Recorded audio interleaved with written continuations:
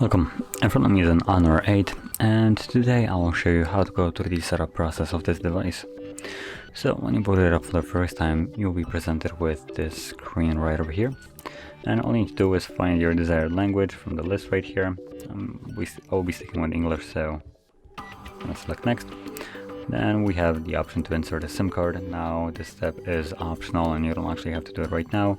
Whenever you want to insert your SIM card, just pop out the tray, pop it in, and the card will be working without any additional steps.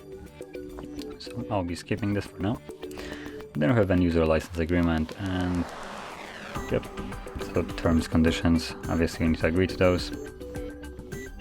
Then we have some services, so we have some Wi-Fi services, weather, auto update and stuff like that, so only like the magazine stuff, but I can agree to those two. Now the choice is completely up to you which one you want to stick with. You can read exactly what these do, and from there, once you have selected it, agree or disagree, go to the next, which allows you to connect to Wi-Fi network. Now again, this step is not optional and you can skip it, so I say I'll be skipping it for now.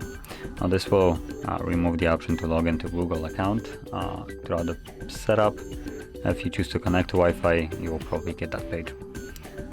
So then we have some Google services, so basically location scanning and sending user and diagnostic data. At least that's what it's called nowadays. So again, you can read exactly what these do, and if you don't like it, turn it off. And here we have a couple of things, so keep your apps and data. So this is just a restore on the device, and I'll be setting it up as new, so there we go. Data transfer is selected, set up as new, so this is kind of redundant. Fingerprint touch control, so here we can do a couple things with our fingerprint. So next, fingerprint ID. I don't really feel like adding it in right now. This would also force me to add a screen lock, so I'll be skipping this for now. And select get started, and you should have home screen. There we go. So if you found this very helpful, don't forget to hit like, subscribe, and thanks for watching.